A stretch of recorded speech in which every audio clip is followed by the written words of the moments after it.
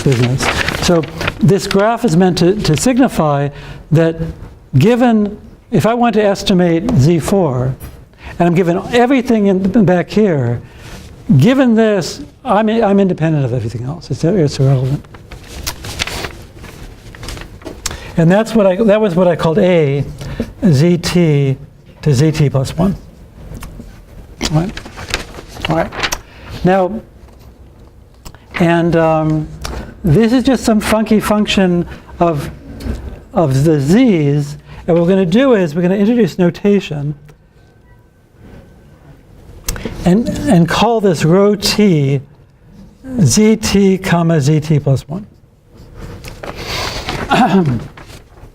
Now, is that a transition probability? No. I mean, because it's pinned on the y's. It's just it's a positive, non-negative number. That's all it is. But the point is, like I said before, we're assuming we've observed all this. The y's are in a database, they're in a computer. The little y's aren't random anymore. We're just going to save them. And so the only dependency I care about is the z's. So whenever possible, I'm going to suppress dependencies. Any YC, that's in my database. I don't have to worry about it. Okay? So some really important notation, suppress the y's. All right, cool. And so then what?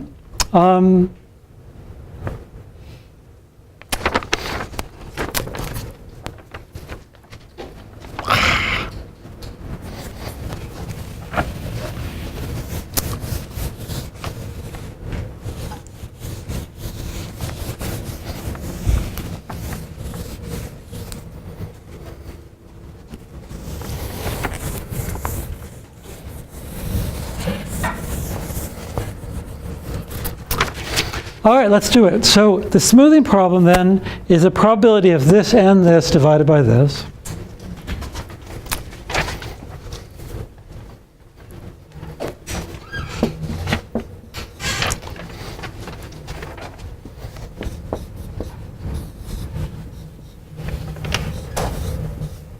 So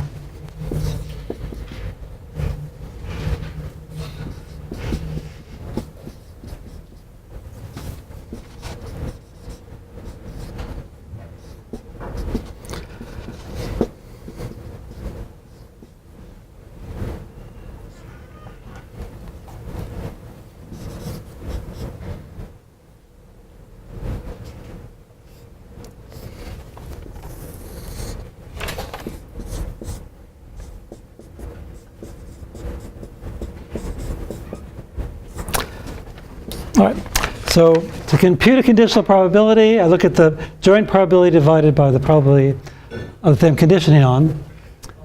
Is this absolute for rho y t plus 1 or is it z? No z, I don't care about y. I want to try not to think about y. Y is in my database, like I said. It's sort of, in quotes, no longer random because I'm conditioning on it, basically. And that's the way to think about it. These are observed quantities that are stored in memory. And so, but what I really care about are these z's, to get an algorithm. Because what I really care about is for any string, I want to know this probability. This is just once was given. I observed it, and that's it. All right. I want to compute this function of z for every string of z's. All right. What does superscript mean? It's time. Like in this context? Time. That's all. Time. Right there. I'm denoting this to be this. The B matrix. That's Right there. A is this. Okay, so we've got A. Yeah, I wish I'd used different colors here. I've got A is for the state transition matrix for the Markov chain Z, and B is my observation matrix, or which defines these statistics here. Yeah. Substrate column over there, but not there. Yeah. Well, now take a look. This depends on time, because y depends on time. Yeah. So this yt is something I observed, and so this depends on time. Right. Yeah. So keeping that around, so I could have written yt plus 1, but that would only be true if I cared about knowing what yt plus 1 is. It's stored in memory. I don't have to look at it again. I've just got these positive numbers, which I get by multiplication. All right. All right. And so why did I talk about this? The numerator is a probability of a sequence from a Markov chain. And the bottom is like junk. I couldn't care less about it. So what we're going to do is we're going to call this thing at the top. There's a name here for it.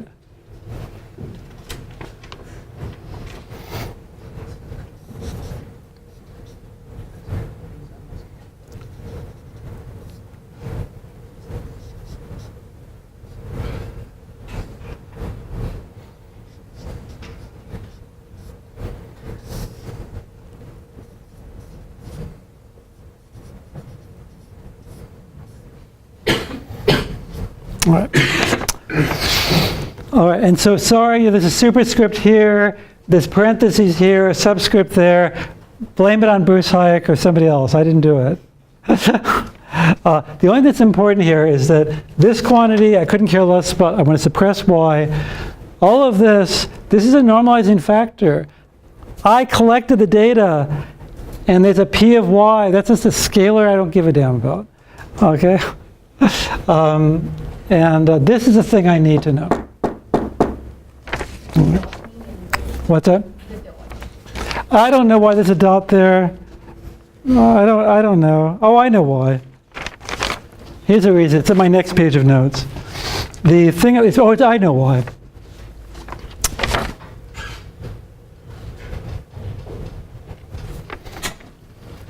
Here's the answer. I forgot to write this down.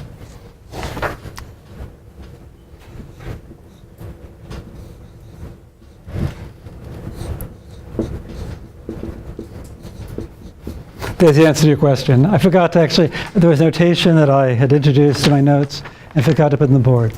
But the point is, it's a common theme in nonlinear filtering. You start off with a problem like this, and you end up throwing away terms, throwing away terms, throwing away terms. The thing I threw away, again, something that doesn't depend on z. So how would I get beta from beta dot?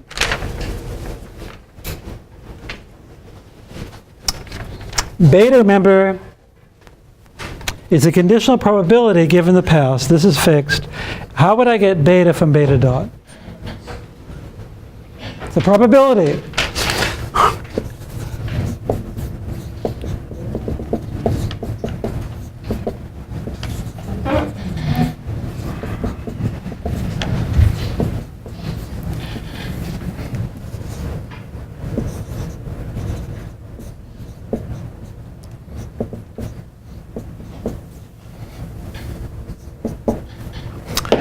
So that's the point, is that by looking at the, I can get a simple expression for the numerator, and when I'm all done, I can renormalize.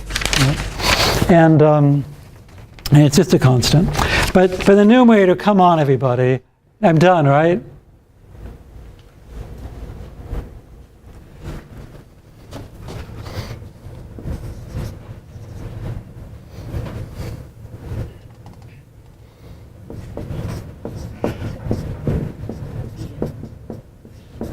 So there's funky notation here, but there was the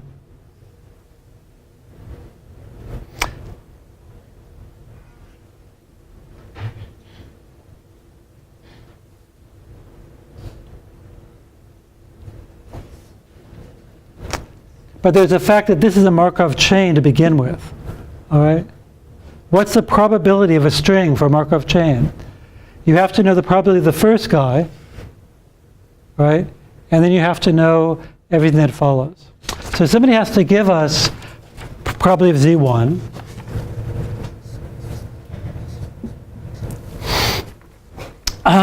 And then we know the probability of Y1.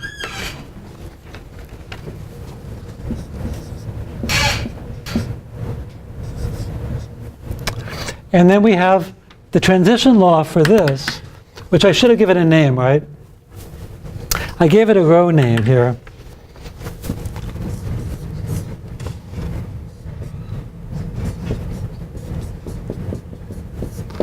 You know, it's just a standard transition matrix.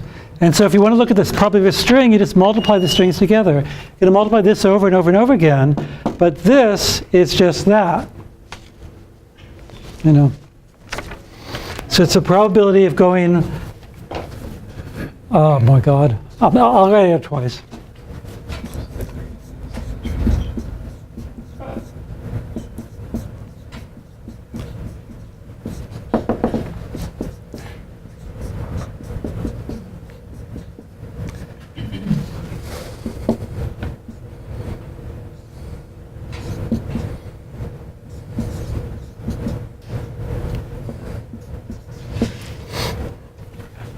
And you just multiply these things together, things have got to get easier, right? So this whole monster here, I define to be this.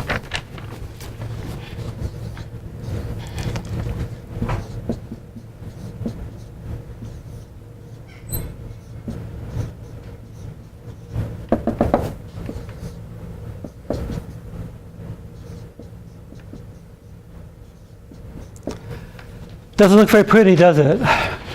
Anybody can think of a way I can make this pretty? What?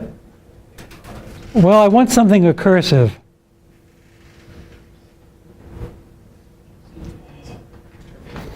Well, it looks just like this would be the previous guy.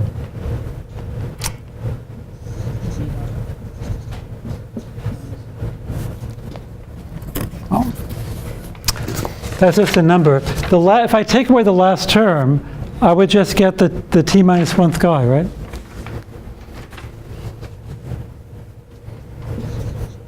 So I'll just take that guy there.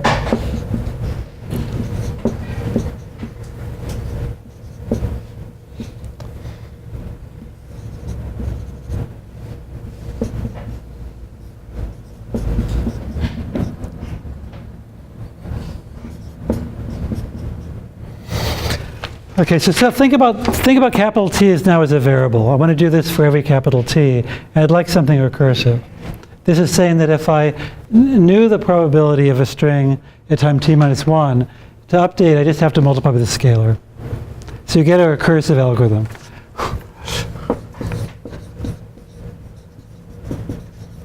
That's what I mean by easy, okay? Of course, there's some work to do. I have to convince you it's Markov and do all of that. But once you know it's Markov, the numerator is just a product like that, and that's done. Okay? So we're given the initial condition, the probability of z1, y1. I mean z1, because y1's given, and then we can update it this recursively. I'm not sure I should do it.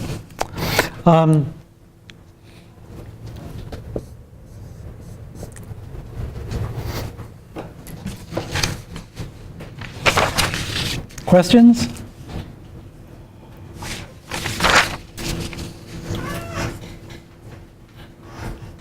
This is called a hidden Markov model? That's an HMM. Yep. I thought I heard you say a few minutes ago that rho is not a true probability. It's not. Oh, so No. It's a positive number. then when you put that capital P, Nothing here is the only. This is a probably mass function, on strings of length t.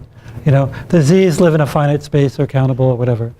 But I'm looking at the evolution of the unnormalized guy, and the unnormalized guy evolves according to a linear recursion. If I want to get beta, I'll have to normalize. Okay, and again, that's a theme in all of nonlinear filtering. You'll find that you look at an unnormalized filter, and it's beautifully linear, and then there's going to be a normalization step. That comes up all the time. so in that notation, the capital P and rho, neither of those. No, nothing here is probabilistic. It's a bunch of positive numbers, but then you go and do this normalization, and you get what you actually were looking for. All right. So we've solved the filtering problem.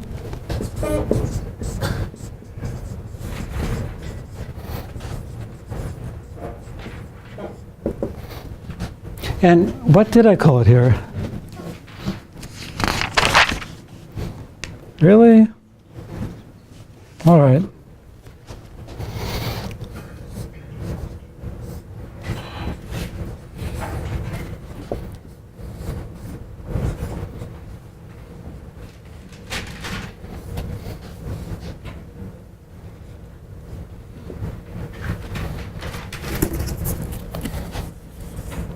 I'll put in the T's.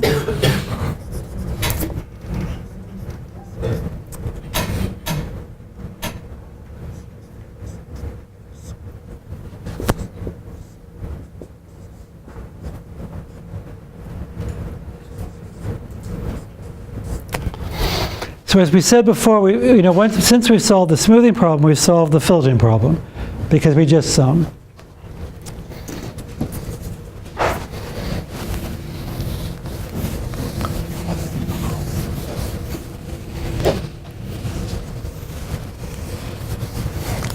And here's why I always run out of energy, and I'm just not going to do it.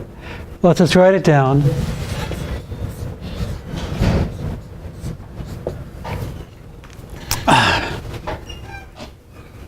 I've got that, and you sum.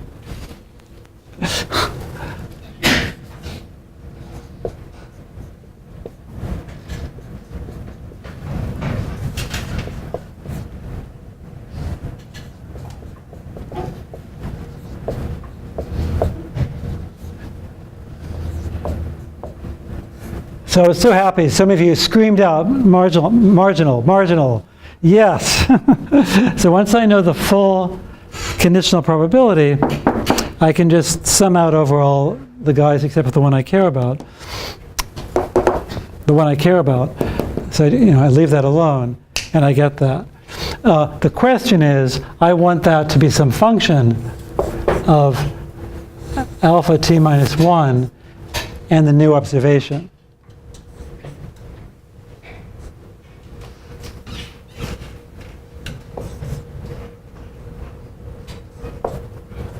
Which might depend on time, and I always try to squeeze it in the last 5 minutes, and I won't. I just won't.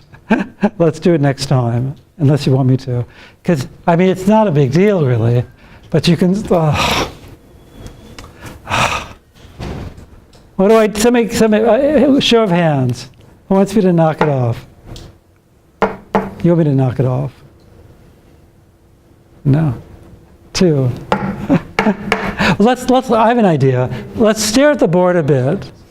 You know what I mean? And think about how easy it really is. So first of all, you all agree with this, right? Right? And you all agree that I don't care about constants. So if I multiply this by 100, I can always, rescale it so it's a probability. So it's the same as this. There's a constant here I don't care about. Oh, no, I just blew it. Now I'm going to do it.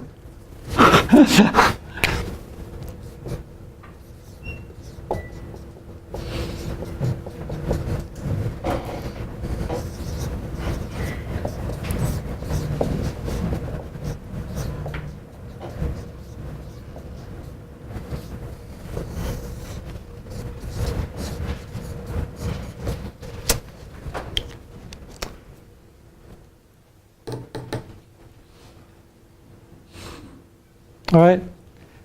That's blah.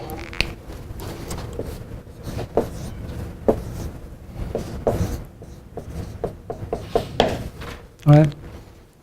So basically it says that if you can give me a recursive equation for the numerator, then I've got the recursive equation for the filter that I want.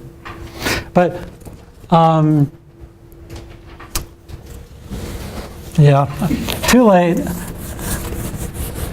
What am I going to do to get a recursive thing for the,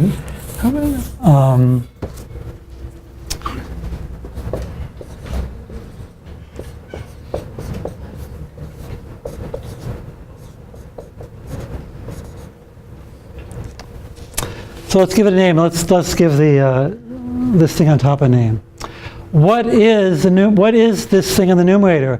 Anybody think about how I can get a recursive expression for that?